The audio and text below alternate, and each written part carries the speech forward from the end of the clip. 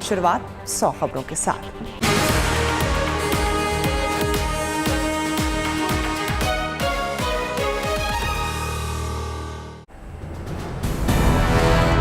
प्रधानमंत्री मोदी रूसी राष्ट्रपति पुतिन से कर सकते हैं बात। भारतीयों की सुरक्षित वापसी के मुद्दे पर हो सकती है चर्चा। जंग छिड़ने के बाद दूसरी बार बात करेंगे दोनों नेता।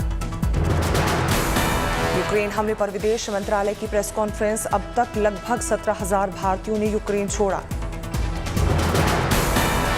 ऑपरेशन गंगा के तहत 3,352 लोग भारत लौटे। 15 उड़ानों के जरिए हुई वतन वापसी। विदेश मंत्रालय के प्रवक्ता अरिंदम बागची ने जानकारी दी।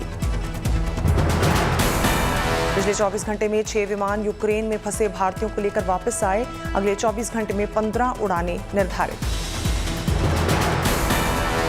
भारतीय वायुसेना का विमान C-17 ऑपरेशन गंगा में शामिल।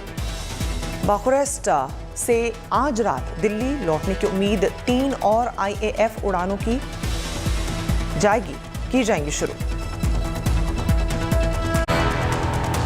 भारतीयों को लेकर बुडापेस्ट से दिल्ली पहुंचा विमान। फ्लाइट संख्या SG-9522 दिल्ली एयरपोर्ट पर उतरी। वायुसेना के 4 विमान भारतीयों को लेकर आएंगे स्वदेश। इन विमानों में करीब 800 भारतीय यूक्रेन से आएंगे वापस। गुरुवार को संसद की 21 सदस्यीय सलाहकार समिति की होगी बैठक। यूक्रेन पर रूस के हमले और भारतीयों को निकालने के मुद्दे पर होगी चर्चा। यूक्रेन में जारी जंग की जानकारी देंगे विदेश मंत्री S जयशंकर। सलाहकार समिति में कांग्रेस नेता राहुल गांधी और अन्य दलों के सांसद हैं सदस्य। कीव मेट्रो के चीफ का बयान। रूस के हमलों से बचने के लिए कीव मेट्रो में 15,000 से ज्यादा लोग छिपे। एडवाइजरी जारी होने के बाद खार्किव में बड़ा हमला। रूस ने खार्किव में दागी मिसाइल। सिटी काउंसिल बिल्डिंग पर क्रूज मिसाइल से हमला। खार्किव पर करीब रूस का कब्जा। भारतीय छात्रों के लिए विदेश मंत्रालय ने जारी की थी नई गाइडलाइंस। छात्रों को तुरंत खार्किव छोड़ने को कहा गया था। खार्किव में लगातार रूस कर रहा है हमलों के कारण विदेश मंत्रालय ने जारी की एडवाइजरी। खार्किव में फंसे भारतीयों से विदेश मंत्रालय की अपील।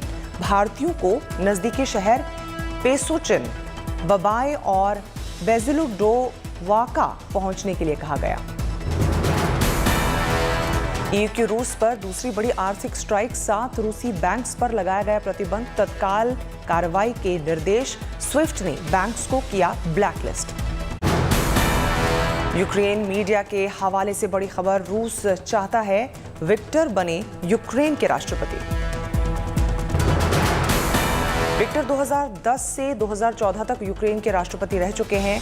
यूक्रेनी राजनेता विक्टर फेडोरोविक यानुकोविच फिलहाल मिन्स्क में हैं। यानुकोविच के बारे में कहा जाता है कि वो रूस समर्थक हैं, जबकि यूक्रेन के राष्ट्रपति जेलेंस्की को पुतिन का धुर विरोधी माना जाता है।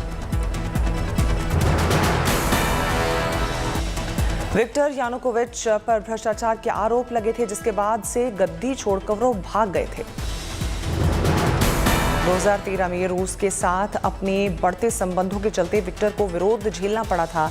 अपनी किशोरावस्था में वो 2 बार जेल भी गए। यूक्रेन में दूसरे भारतीय छात्र चंदन जिंदल की मौत। पंजाब का रहने वाला था चंदन। काफी समय से अस्पताल में भर्ती था। भारतीय छात्र।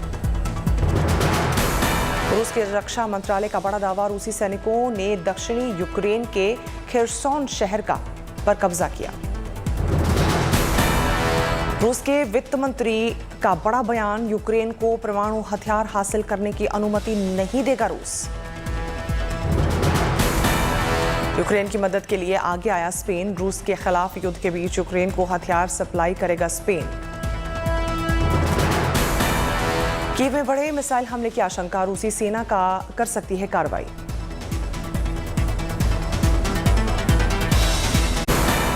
यूक्रेन हमले के 7वें दिन भी रूस के कड़े तेवर। खार्किव में बड़ा धमाका। मिलिट्री एकेडमी पर रॉकेट लॉन्च। खार्किव में गोलीबारी में 21 लोगों की मौत, 112 घायल।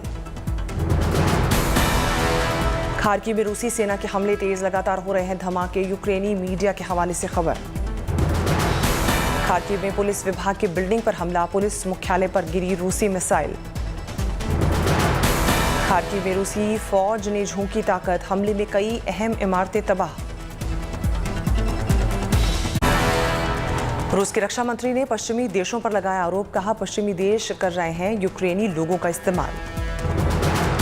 यूक्रेन और रूस मामले पर 7 और 8 मार्च को इंटरनेशनल कोर्ट में होगी सुनवाई। यूक्रेन के वकील 7 मार्च को रखेंगे अपनी दलील, रूस के वकीलों को 8 मार्च को जवाब देने का दिया गया है समय। रूसी हमले के बाद यूक्रेन ने खटखटाया है इंटरनेशनल कोर्ट ऑफ जस्टिस का दरवाजा, तथ्यों के आधार पर होगी सुनवाई। रूसी हमले के बाद से जारी है यूक्रेन में पलायन, अब तक 6.5 लाख से ज्यादा लोग देश छोड़ने को मजबूर। रूस से युद्ध के बीच यूक्रेन के राष्ट्रपति ने जो बाइडेन से की बात, रक्षा सहयोग पर हुई बात। यूक्रेन के हालात पर पुतिन ने वेनेजुएला के राष्ट्रपति से की बात, राजनीतिक रणनीतिक साझेदारी पर भी चर्चा हुई। परमाणु युद्ध की आशंका के बीच नाटो ने कहा अलर्ट लेवल बदलने की कोई जरूरत नहीं। रूस पर ब्रिटेन का बड़ा प्रतिबंध, ब्रिटेन के किसी भी बंदरगाह में प्रवेश नहीं कर पाएंगे रशियन जहाज।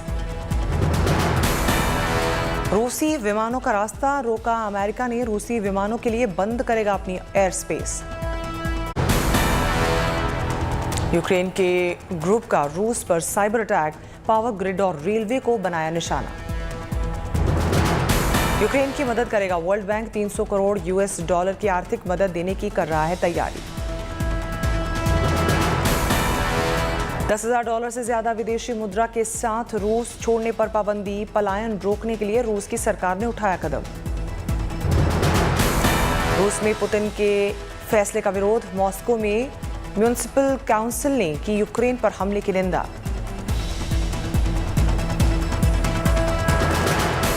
कीव के पास रूस की घेराबंदी तेज, राजधानी कीव में बज रहे हैं अलर्ट के सायरन्स। साउथ कोरिया का रूस के खिलाफ एक्शन, 7 बैंक्स को किया ब्लॉक। चीनी दूतावास ने अमेरिका में रह रहे नागरिकों के लिए जारी की एडवाइजरी, अलर्ट रहने को कहा। एडवाइजरी में कहा गया हालात चिंताजनक हैं, अपनी सुरक्षा पर को लेकर सावधान रहें। बेलारूस पर जापान लगा सकता है पाबंदी, जापान के प्रधानमंत्री ने दिए संकेत। रूसी पर्यटन एजेंसी ने कहा बैन लगाने वाले देशों के पैकेज न बेचें tour operators. State of the union address में बोले अमेरिकी राष्ट्रपति जो बाइडेन, यूक्रेन के साथ खड़ा है अमेरिका, उसे कमजोर समझना पुतिन की गलती। यूक्रेन रूस वॉर पर बोले अमेरिका के राष्ट्रपति जो बाइडेन, रूस ने की दुनिया की नींव हिलाने की कोशिश। यूक्रेन रूस जंग पर बोले अमेरिकी राष्ट्रपति जो बाइडेन, रूस को मनमानी नहीं करने देंगे। अमेरिकन प्रेसिडेंट जो बाइडेन ने रूसी प्रेसिडेंट व्लादिमीर पुतिन को बताया तानाशाह, कहा पुतिन ने गलत कदम उठाया। बाइडेन ने कहा रूस के खिलाफ जंग में आजादी की जीत होगी, तानाशाहों को जंग की कीमत चुकानी होगी। यूक्रेन से भारतीयों को निकालने के प्रयासों की निगरानी करने बुखारेस्ट पहुंचे ज्योतिरादित्य सिंधिया, एयरपोर्ट पर की बैठक, छात्रों को सुरक्षित वापस लाने पर किया फोकस। रूस और यूक्रेन के हमले के विरोध में एनरगोडार के स्थानीय निवासियों ने ब्लॉकी रोड, राहगीरों को करना पड़ रहा है दिक्कतों का सामना। रूस और यूक्रेन के बीच युद्ध विराम और विश्व शांति के लिए रतलाम के लिमडेश्वर महादेव मंदिर में विश्व शांति यज्ञ किया गया। रूसी मीडिया स्पुतनिक का बड़ा बयान ट्वीट करके कहा रूस चाहता है शांति, लेकिन यूक्रेन अमेरिका की आड़ में कर रहा है समय खराब। यूक्रेन का दावा 6000 रूसी जवानों को मार गिरा, 6 टैंक्स पर किया कब्जा। यूपी के गाजीपुर में प्रधानमंत्री नरेंद्र मोदी ने की रैली, कहा यूपी के विकास के लिए डबल इंजन सरकार को अपना वोट आपका वोट नई ऊर्जा देगा। प्रधानमंत्री मोदी ने सभा पर साधा निशाना, बोले परिवारवादियों के शासन में यहाँ की पहचान माफिया और बाहुबली बन गए थे। कहा ये मौका पहचान बदलने वालों को सजा देने का। पहचान गहमर के वीर ना होकर माफिया और बाहुबली बन गए थे। प्रधानमंत्री मोदी ने कहा, पहले की सरकारों के समय जो दहशत थी उसकी जगह अब गरीबों के कल्याण ने ले ली है।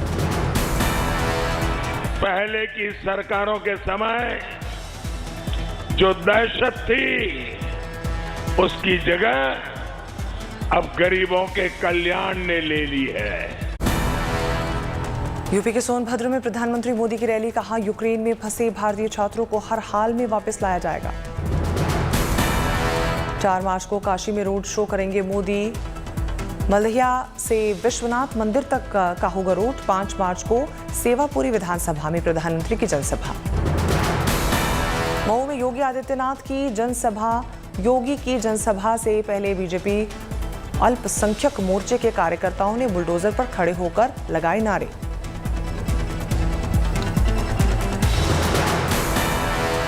यूपी के मिर्जापुर में रक्षा मंत्री राजनाथ सिंह की चुनावी सभा, विपक्ष पर साधा निशाना। 3 मार्च को मिशन पूर्वांचल पर रहेंगे अखिलेश यादव। वाराणसी में करेंगे प्रचार, गंगा आरती में शामिल होने का कार्यक्रम। यूपी के चंदौली में अमित शाह ने की रैली। शाह का दावा, 5वें चरण तक के चुनाव में सपा, बसपा और कांग्रेस का सूपड़ा साफ। अमित शाह का अखिलेश यादव पर हमला, कहा अखिलेश राज में सिर्फ रमजान और मुहर्रम में आती थी बिजली, शिवरात्रि को हो जाती थी गुल। मैं आपको बताना आया हूं, 5 चरण में सपा बसपा का सूपड़ा साफ।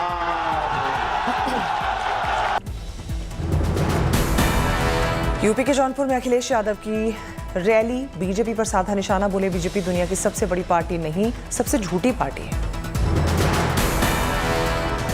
सबसे झूठी पार्टी अगर कोई है तो वो भारतीय जनता पार्टी है। गुरुवार को वाराणसी में रहेंगे पश्चिम बंगाल की सीएम ममता बनर्जी। अखिलेश यादव और जयंत चौधरी के साथ गठबंधन के लिए मांगेंगे वोट। यूक्रेन मामले में पश्चिम बंगाल की सीएम ममता बनर्जी ने कहा, विदेश मामलों में हम एक हैं, लेकिन छात्रों को पहले क्यों नहीं लाए। Because of some coordination gap, because of some political busyness, actually we are lagging behind. पश्चिम बंगाल निकाय चुनाव में टीएमसी की बंपर जीत। 108 नगर पालिकाओं में से 102 पर टीएमसी का कब्जा। पंजाब के फाजिल्का में बीएसएफ की शानदार पहल, स्कूली बच्चों की सहायता के लिए वितरण की पाठ्य सामग्री। असम में 6 महीने और बढ़ाई गई आफ्स्पा कानून की समय सीमा। राज्य सरकार ने आदेश जारी कर दी जानकारी। पिछले 6 दशकों से असम में लागू है यह कानून। उपराष्ट्रपति एम वेंकैया नायडू अमरावती में डॉक्टर रामिनेनी फाउंडेशन गुरु सम्मानम और प्रतिभा पुरस्कार कार्यक्रम में हुए शामिल। आरएसएस प्रमुख मोहन भागवत का बड़ा बयान, कहा अतीत की सांस्कृतिक विरासत का प्रमाण मांगती है नई पीढ़ी। शिक्षा प्रणाली ऐसी है कि नहीं होता उन्हें विश्वास। राजस्थान के सीकर में 6 मार्च से 15 मार्च तक लगेगा बाबा शाम का मेला। हर साल आयोजित होने वाले इस मेले में कोविड गाइडलाइंस का पालन करना जरूरी। 3 सालों के बाद एक बार फिर से दार्जिलिंग का मशहूर टॉय ट्रेन शुरू होने जा रहा है। न्यू जलपाईगुड़ी से तिनधरिया तक चलने वाली इस ट्रेन में सभी बोगियां हैं वातानुकूलित। दिल्ली के इंडियन हैबिटेट सेंटर में मनाया गया ब्यूरो ऑफ एनर्जी एफिशिएंसी का 20वां स्थापना दिवस। BII एनर्जी एफिशिएंसी के क्षेत्र में शुरू हो रहे स्टार्टअप्स को मुहैया कराती है मदद। BEE और United Nation Industrial Development Organisation energy efficiency पर कई सालों से कर रही है एक साथ काम। BEE ने पेश किया जनरेटर लगा इलेक्ट्रिक व्हीकल। बैटरी खत्म होने पर जनरेटर से बैटरी होगी चार्ज। साथ ही एक ऐसा पंप जो बिजली के गुल होने के बिल को 10 गुना कम कर देगा। BEE और UNIDO ने इसके अलावा एक ऐसा कूल पैड बनाया है जो किसानों को होने वाले नुकसान को कम कर देगा। आधा बाजार से आधी कीमत में ये होगा उपलब्ध। -45 डिग्री तापमान में भी सैनिक ले पाएंगे 10 डिग्री का मजा। टेंट के ऊपर लगाए जा सकेंगे ये कूल पैड। रूस की अर्थव्यवस्था के मंदी के दलदल में फंसने की आशंका बढ़ी। रूस के फॉरेन रिजर्व फ्रीज किए गए। रूस के खिलाफ एकजुट हुई गूगल, मेटा, एप्पल जैसी कई टेक कंपनीज। गूगल और मेटा ने रूस की संचालित मीडिया को अपने प्लेटफॉर्म्स पर विज्ञापन बेचने से रोका। गहरा सकता है सेमीकंडक्टर संकट। सेमीकंडक्टर चिप के लिए जरूरी कच्चे माल के बड़े निर्यातक हैं रूस और यूक्रेन। कच्चे तेल की बढ़ती कीमतों को काबू करने के लिए इंटरनेशनल एनर्जी एजेंसी ने कि 31 देश जारी करेंगे अतिरिक्त स्टॉक। 60 मिलियन बैरल कच्चा तेल किया जाएगा रिलीज। कई टेलीकॉम कंपनीज ने यूक्रेन के लोगों को फ्री कॉलिंग की सुविधा दी है। वोडाफोन, AT&T समेत 14 कंपनियां रोमिंग का चार्ज भी नहीं वसूलेंगी। अर्थव्यवस्था के मंच पर भारत के लिए शानदार खबर। फरवरी में GST कलेक्शन में 18% बढ़ोतरी। चालू वित्त वर्ष में 5वीं बार GST कलेक्शन ने 1.30 लाख करोड़ रुपए को किया पार। 4 मार्च को विराट कोहली के करियर का 100वां टेस्ट मैच। PCA ने स्टेडियम की क्षमता के 50% भीड़ को मैच देखने की अनुमति दी।